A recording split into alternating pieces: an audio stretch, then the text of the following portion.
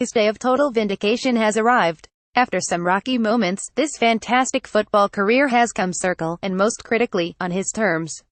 No caveats, no clauses, no interim, prefix, no interfering hands. This is his shot at taking the country he loves to an Asian Cup and a World Cup with nobody but himself in the driver's seat. He has most surely earned it. Today, he will feel content. And yet that angry fire within, and a burning desire to prove his doubters wrong, is what has made him so good. Pushed him to a level Australian coaches have seldom known. He turned the league's smallest team with zero budget into the Socceroos production line, all whilst breaking their title drought.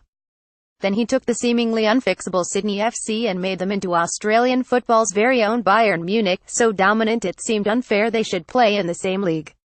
But yes, for the sake of Arnie's critics, let's go to the elephant in the room. His first spell in charge of the Socceroos was awful. The 2007 Asian Cup was a mess and the much-hyped 2008 Olympics campaign not much better. He's the first to tell you that, by the way. Yet just as the Socceroos needed to suffer through 2001 to learn how to beat Uruguay in 2005, Arnold had to endure those failures to realize his shortcomings. But the development curve since has exceeded all expectations. Likewise, although it is seldom spoken about, his ill-fated spell with Sendai schooled him in the dark arts of dressing room politics and club hierarchy, lessons that would prove invaluable in getting the notoriously rebellious Sydney FC dressing room on side. Now his players love him. Critics wonder if he's too defensive, but that's patently unfair. He's not a preacher about beautiful football like Ange Postecoglou, but nor is he of Bert van Marwijk's mindset. He is arguably our best tactical mind, as you might expect from somebody personally taught by Gus Hiddink. The stats show his A-League teams regularly score huge numbers of goals whilst scarcely conceding. If that's not a happy medium, I don't know what is. The other criticism has been about his agitated demeanor, especially in challenging referees. The FFA are television personalities, but I'll let you in on a trade secret, much of that is for show. Every microphone is a chance to push his ideas. Now he gets an even bigger stage to do just that. There are undeniable parallels to Postecoglou, who had a shocking first-up experience with the national team setup, then was forced out and had to have a long look in the mirror. When eyebrows were raised at Ange's appointment at Brisbane in 2009, even more went up at Arnold's appointment at Central Coast in 2010.